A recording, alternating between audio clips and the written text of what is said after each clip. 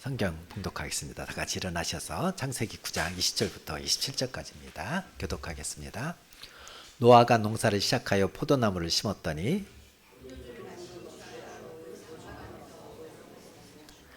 가나안의 아버지 함이 그의 아버지 핫체를 보고 밖으로 나가서 그의 두 형제에게 알림해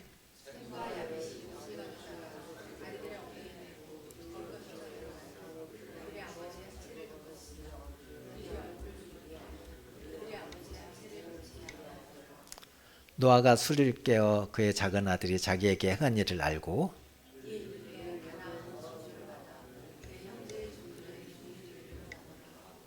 또 이르되 셈의 하나님 여호와를 찬송하리로다. 가나안은 셈의 종이 되고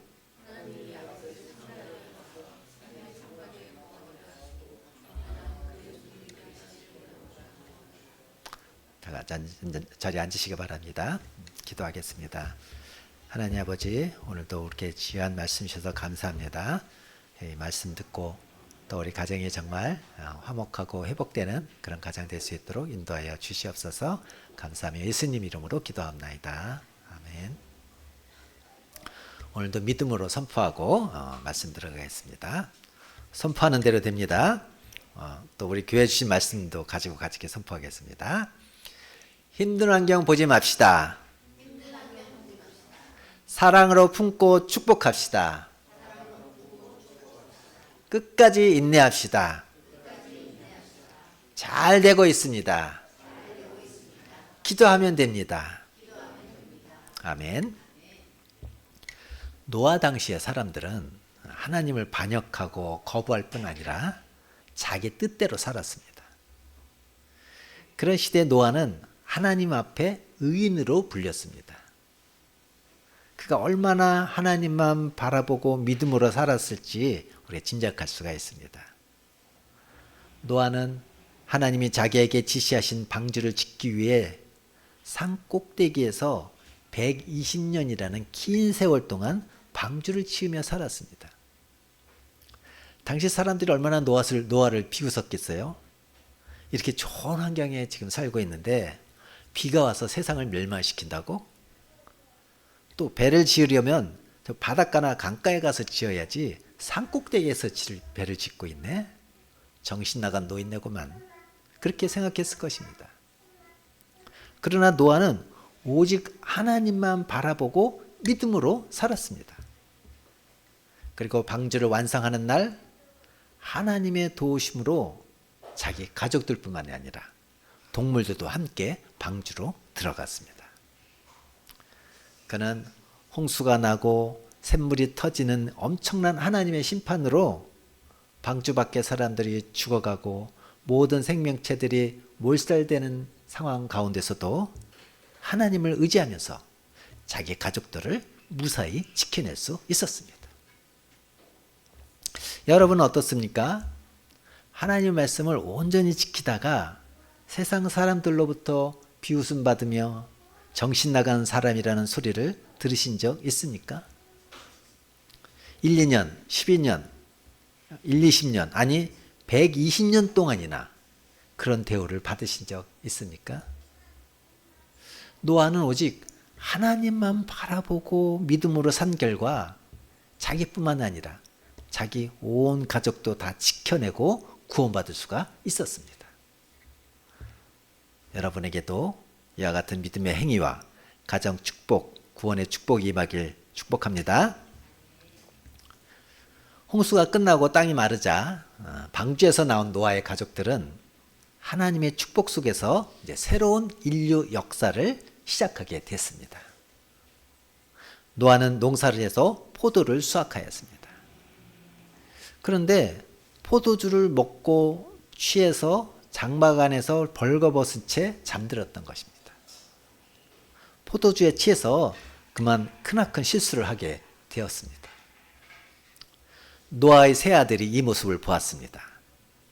제일 먼저 함이 그 광경을 보았고 그 상황을 다른 두 형제 셈과 야벳에게 알렸습니다. 아버지의 나체를 본 형제들의 반응은 달랐습니다. 함은 아버지 노아가 술에 취해서 벗고 있는 모습을 보고도 그 모습을 감싸주지 않았습니다. 그러나 다른 형제 셈과 야벳은 옷을 가져다가 뒷걸음쳐 들어가서 아버지의 벗은 몸을 보지 않고 잘 덮어주었습니다. 셈과 야벳의 태도는 아버지의 그 수치심을 덮어주었을 뿐만 아니라 또 아버지에 대한 존경심을 보여주는 것이었습니다.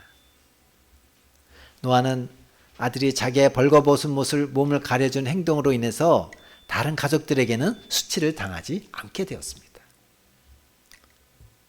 나중에 술이 깨어서 이 이야기를 들은 노아는 스스로 생각해 보아도 너무나 부끄러웠습니다. 그런데 그는 자기의 실수를 반성하기보다는 자기를 비웃은 아들 함에게 자신의 실수와 수치를 다 뒤집어 씌웠습니다. 그리고 아들에게 엄청난 저주를 선포합니다. 25절 말씀입니다. 시작. 이에 이르되 가나안은 저주를 받아 그의 형제의 종들의 종이 되기를 원하노라. 아버지 노아는 자기 수치를 감춰주지 않고 알리고 다닌 그 아들 함을 향해서 넌 저주를 받아서 그 형제의 종들의 종이 되길 바란다고 이렇게 저주를 했습니다. 물론 함이 잘못한 것도 있죠. 그런데 그 전에 아버지 노아가 술을 통제하지 못한 잘못도 있지 않습니까? 근데 그 아들을 탓하면서 아들 향해 무시무시한 저주를 쏟아붓는 것으로 사실 이 사건은 마무리가 됩니다. 이 얼마나 안타까운 일입니까? 함이 아버지의 수치를 덮어주지 않고 철없이 행동한 것은 분명 잘못한 일입니다. 그러나 아버지가 먼저 반성하고 또 아들의 실수와 죄를 덮어줘야 하는데 그렇게 하지 않았습니다. 아무리 하나님 앞에 의인이라고 불렸던 노아, 그일지라도 어떻게 해요? 이런 노아 행동은 자녀를 사랑하는 아버지의 행동으로 보기가 어렵죠.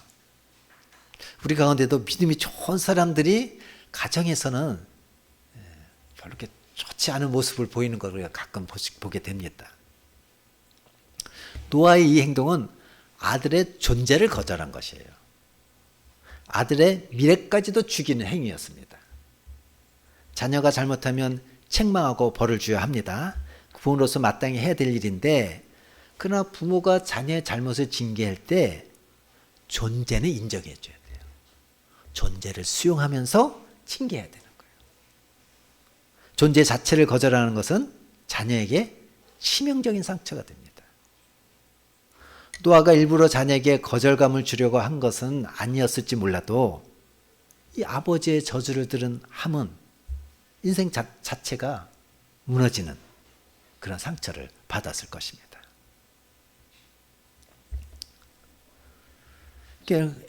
부모에게 거절감을 느낀 그런 사례들을 몇 가지 살펴보겠습니다. 심한 강박증과 틱장애를 보이는 어떤 중학생이 마음에 가득 차있던 아픔을 이렇게 털어놓았습니다. 아빠가 집에 들어오면 오금이 저려요. 숨도 못 쉬겠어요.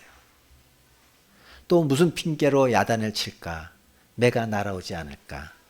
마음이 불안해서 잠도 잘 못 자고 캄캄한 구석에 쪼그리고 앉아있다가 아빠가 잠들 때까지 기다려요.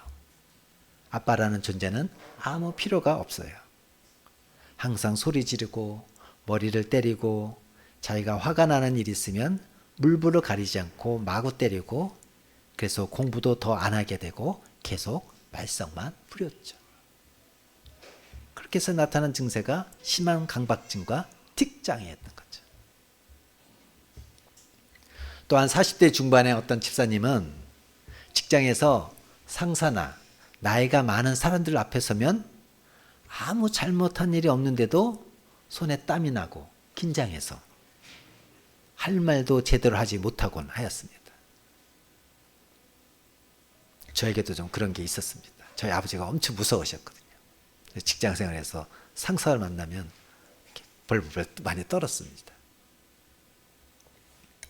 뭔가를 설명해야 되고 의견을 말해야 되는 상황에서는 그런 증세가 더 심해졌습니다.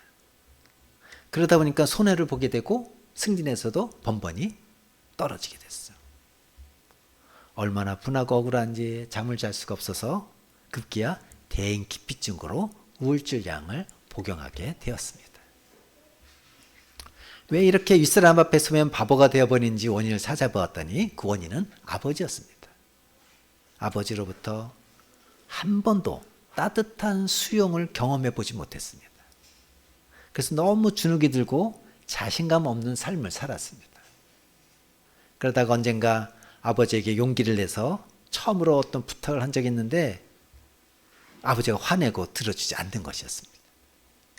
그 이후로 그는 무슨 일이든 혼자서 해결하기로 결심을 했습니다. 그러면 그의 아버지는 왜 아들을 그렇게 대했을까요? 그의 아버지가 중학교 2학년쯤 할아버지가 돌아가셔서 할머니는 장남을 공부시키기 위해 고모네 집으로 보냈고, 그래서 둘째인 이 아버지가 어머니와 동생을 책임지는 가장이 되었습니다. 그러나 아버지는 당시에 중학교 2학년생이었습니다. 너무 어렸기 때문에 가정경제를 책임질 능력이 없었습니다. 아버지는 공부하러 떠난 큰형이 돌아오기만을 기다렸습니다. 그러나 형은 결코 돌아오지 않았고 아버지는 혼자서 그 힘든 일을 감당해내야 되었습니다. 어린 나이에 힘든 일을 감당하는 것이 무척 버거웠던 아버지는 마음속에 분노와 증오를 품은 채 살아왔습니다. 근데 자신의 자녀를 보니 너무 약해 보이는 거예요. 나는 그 나이에 가정을 책임졌는데, 이런 생각이 들면서 우라가 치미는 것이었습니다. 자신도 자기 아버지처럼 언제 죽을지도 모르는데 아들이 너무 약하니 염려되어서 아들을 엄하게 대하면서 혼자 힘으로 살아가도록 강하게 키운다고 한 것이 이런 어려움을 만들게 되었던 거죠. 아버지의 염려와 불안이 문제였습니다. 이것이 아버지의 마음을 지배하여 아들이 공부를 잘해도 칭찬하지 않고 더 잘하는 아이와 비교하면서 계속 실력을 쌓도록 강요했습니다. 그러나 그의 아버지는 이러한 양육이 아들을 주눅들게 하고 자신감 없는 사람으로 자라게 할 줄을 전혀 몰랐던 것입니다. 이 거절감의 원인과 증상은 무엇입니까? 아이들은 기본적으로 부모에게 의존되어 있습니다. 그 이유는 부모에게 연결되어야만 생존할 수 있기 때문이죠. 부모에게 거절을 받은 아이는 성격적으로나 심리적으로 치명적인 영향을 받습니다. 사랑으로 양육받지 못한 자녀들은 부모의 거절에 죽음과 같은 고통을 경험합니다. 일반적으로 부모는 자신의 아이들을 책임지고 그들의 필요를 채워주려는 마음을 가지고 아이들을 양육합니다. 인격적인 부모라면 자기 자녀를 거절하지 않습니다. 하지만 일부 부모들은 삶의 과정 중에서 경제적으로 어렵거나 또 관계적으로 힘이 들거나 이혼이나 자살 등 그런 어려운 상황이 되면 아이들을 심리적으로, 신체적으로 학대하거나 여러 모양으로 버리는 경우가 있습니다. 또한 부모로부터 심한 학대나 거절, 폭력 등을 경험하고 이것이 치료되지 않은 채 부모가 된 경우에도 자신의 자녀에게 다시 상처를 대물림하곤 하는 것입니다. 이렇게 되면 아이들은 이 세상을 감당하기 힘든 연약한 아이로 자라면서 냉혹한 현실에 적응하지 못하는 부적응아로 살아야 되는 고통을 가지게 됩니다. 또한 부부 갈등으로 인해서 어머니가 집을 떠나고 아이들은 보호소나 먼 친척에 맡기거나 미혼모가 임신을 하여 아이를 키울 수 없어 아이를 버린다거나 아이를 키울 여력이 되지 않아서 아이를 포기하거나 버리는 경우 아이는 심리적으로 거절감의 상처를 안게 됩니다. 부모가 자녀를 사랑하지 않은 것이 아니라 어쩔 수 없는 부득이한 상황이라 아이를 키우지 못한 것일지라도 아이 편에서는 부모와 함께 살지 못하는 것 자체가 상처가 되고 무가치함을 갖게 만들어 거절감을 느끼게 되는 것입니다. 부모가 아이들에게 주는 안정감은 심리적으로 건강한 아이가 되는데 필수 불가결한 요소인데 거절감이 마음 깊은 곳의 상처로 자리 잡을 수밖에 없습니다. 거절감을 느낀 아이들은 자신은 남들에게 사랑받을 수 없는 무가치한 존재라고 여깁니다. 자신감이 없고 무기력하며 대인관계가 원만하지 못하고 사회생활 적응이 어렵습니다. 자신을 거절한 부모에게 적대적인 태도를 취할 뿐 아니라 사회생활에서도 반항적이며 반사회적인 행동을 시도하기도 합니다. 자신을 어떻게 사랑해야 하는지 모르기에 자녀를 키울 때도 자신의 부모와 같은 실수를 하는 경우가 많습니다. 성경에서 노아의 가족이 그 대표적인 예입니다. 노아는 왜 자기 자녀에게 이렇게 심한 저주까지 하게 되었을까요? 그것은 노아가 상처가 많은 사람이었기 때문입니다. 그는 그 시대에 유일하게 살아남은 사람이었습니다. 방주를 짓는 동안 미치광이 영감이라는 얼마나 많은 비난과 조롱을 받았겠습니까? 아니 이렇게 날씨가 좋은데 무슨 홍수가 온단 말이야. 게다가 산 위에서 배를 만든다니 미쳤군. 그 수많은 비난의 소리를 들으면서도 노아는 하나님을 믿는 믿음으로 흔들리지 않고 방주를 완성했습니다. 그러나 그 마음에 꽂힌 비난의 화살들이 독이 되었을 것입니다. 또한 하나님의 심판의 경고를 전했지만 듣지 않고 수많은 사람들이 죽어가는 것을 보아야만 했습니다. 내가 좀 더 잘 전했더라면 한 사람이라도 구할 수 있지 않았을까? 자책하는 마음도 있었을 것입니다. 이렇게 마음에 깊은 상처가 있는 노아가 이제 평안을 찾고 포도 농사도 잘 되어서 기분 좋게 포도주를 마시고 잠이 들었습니다. 그런데 아들이 자기를 조롱한 것입니다. 그렇게 지겹도록 들었던 조롱과 비난을 다시 듣게 되었을 때 노아의 마음에 숨어있던 분노가 갑자기 폭발합니다. 노아가 아들을 사랑하지 않았을까요? 사랑했을 것입니다. 그러나 순간적으로 치밀어 오른 그 분노 때문에 실수를 한 거예요. 하지만 그 실수는 너무 치명적입니다. 함의 일생에 씻을 수 없는 상처를 안겨 주었을 것입니다. 그럼 이 거절의 상처를 어떻게 치유합니까? 어떤 성인 남성이 엄마한테 받은 심한 거절감 때문에 상담을 받았습니다. 그 남성은 엄마가 어릴 때부터 자기를 밀쳐내고 거절했다고 말했습니다. 아버지가 일찍 돌아가셔서 어머니가 생계를 책임지시게 되면서 매일 새벽 5시에 장사하러 나가고 저녁 8시가 되어야 들어오셨습니다. 그는 장남으로 동생을 잘 돌보았습니다. 하지만 어머니가 돌아올 시간이 되면 어머니가 보고 싶기도 하고 가방도 들어드리려고 마중을 나갔습니다. 그런데 어머니는 자기를 반기는 것이 아니라 왜 나왔냐고 호통을 치셨습니다. 그때마다 그는 어머니가 자기 자신을 싫어한다고 생각이 되어서 너무 고통스러웠습니다. 그래도 어머니가 좋고 함께 있고 싶었습니다. 아들이 30대 후반 아직 결혼을 못하고 있을 때 어머니가 혈액암에 걸리셨습니다. 산소 호흡기를 끼고 말도 하기 어려워하는 어머니의 모습을 보면서 아들은 자기의 전셋돈을 빼서 수술을 꼭 해드리겠다고 말했습니다. 그런데 그 말을 들은 어머니가 그러지 말라고 말씀하셨습니다. 어머니를 한 달 정도밖에 살 수 없다는 선고를 받았습니다. 아들은 어머니를 그냥 돌아가시게 놔둘 수가 없어서 어떻게 하든 어머니를 고치려고 하였습니다. 며칠 후 어머니가 조금 좋아진 것 같다고 호흡기를 떼도 될 것 같다고 말했습니다. 가족들과 의사들이 의논하여 그렇게 하기로 했습니다. 그런데 그 다음날 산소 부족으로 혼수 상태에 빠지시더니 이내 돌아가시고 말았습니다. 아들은 어머니가 너무 원망스러웠습니다. 자기가 수술해 주겠다고 했는데 왜 어머니가 수술을 거부하고 돌아가셨나? 이해할 수 없고 고통스러운 마음만 가득 찼습니다. 어머니는 왜 아들의 호의를 거절했을까요? 어릴 때 자기를 마중 나온 아들을 왜 화를 냈을까요? 그것은 아들을 염려하는 마음 때문에 그런 것이었습니다. 늦은 밤에 어린 아들이 먼 길을 걸어오는 것이 걱정이 되어서 마중 나오지 말라고 호통친 것이었습니다. 혈액암 수술을 받지 않으려고 한 것도 아들의 경제적인 어려움을 아는 어머니의 깊은 사랑의 마음이었던 것입니다. 아들이 이제 결혼해야 될 시기인데 그 돈을 쓰면 안 되는 것이었습니다.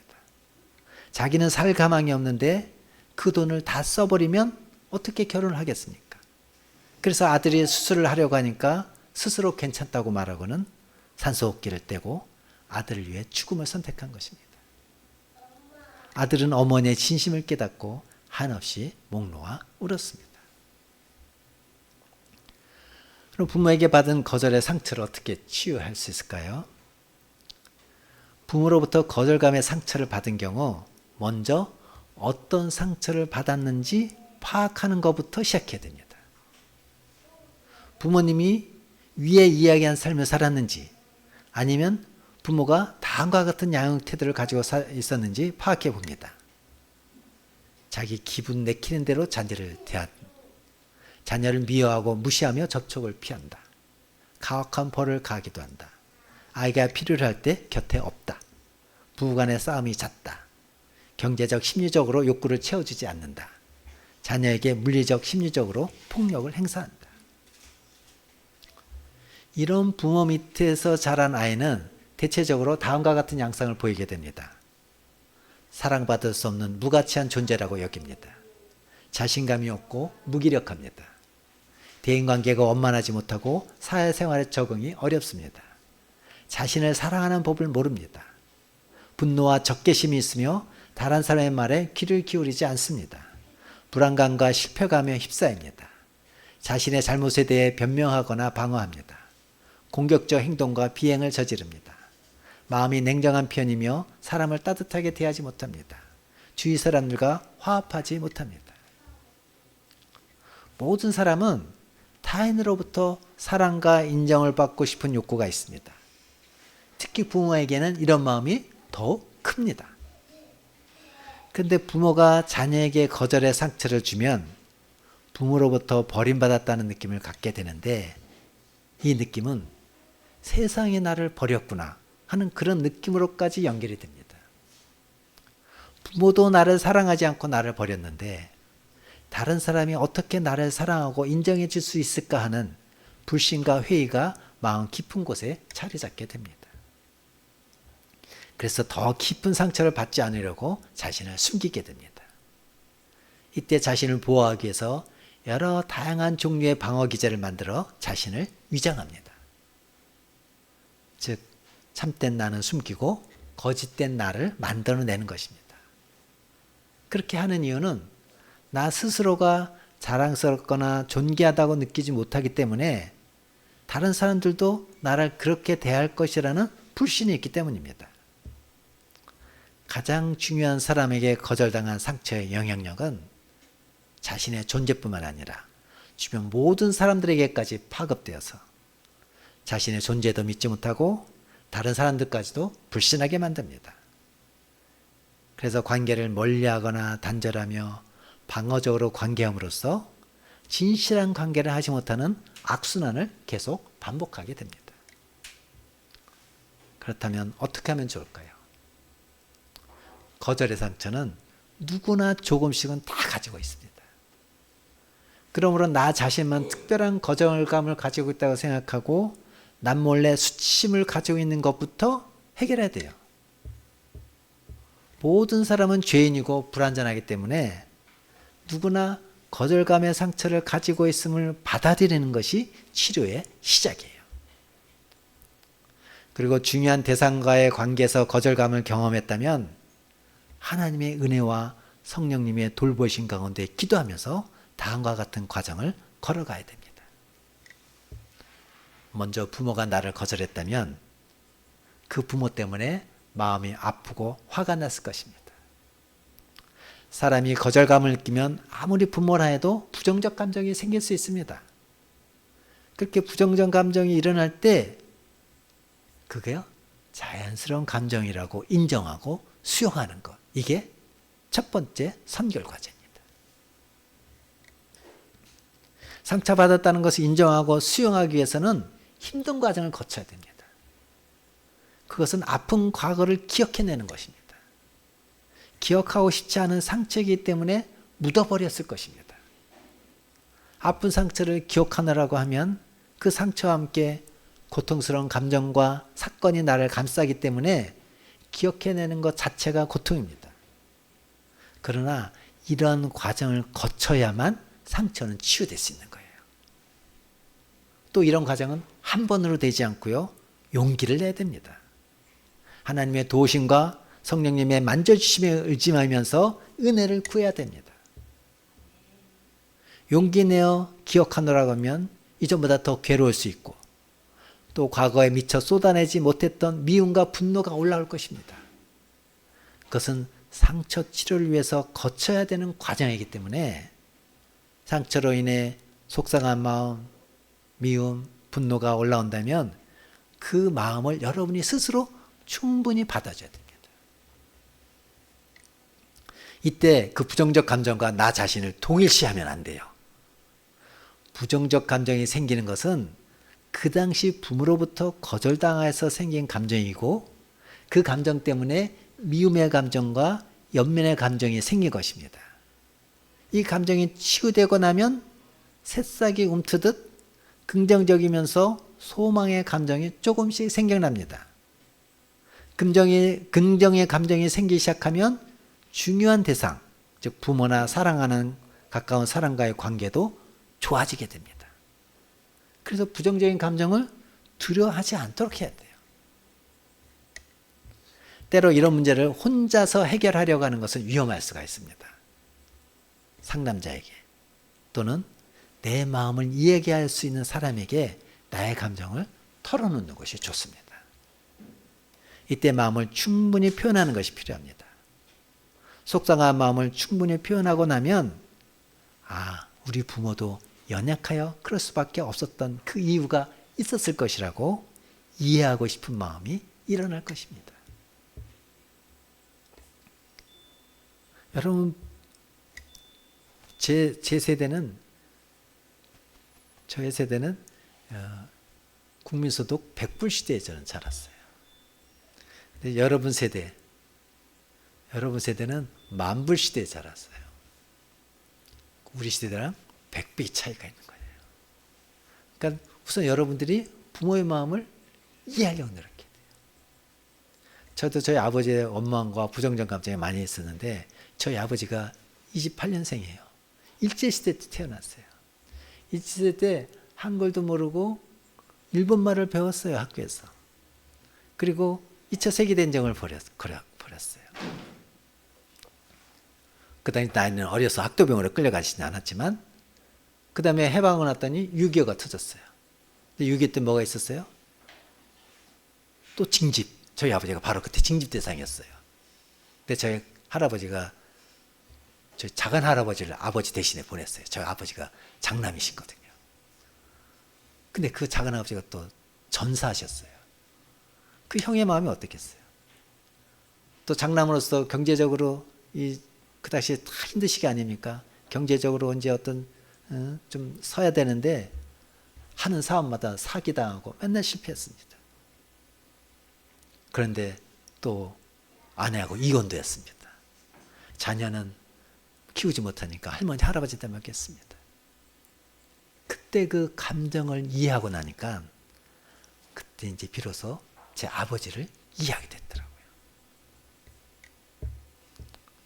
부모의 삶을 잘 점검해 보면 부모 자신도 자기도 알지 못하는 깊은 내면의 상처로 인해서 어쩔 수 없이 그 길을 간 것을 알게 된다는 거예요.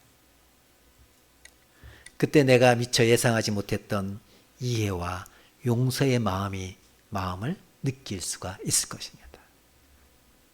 그런 새로운 감정을 받아들이는 게 어색한 경우도 있습니다.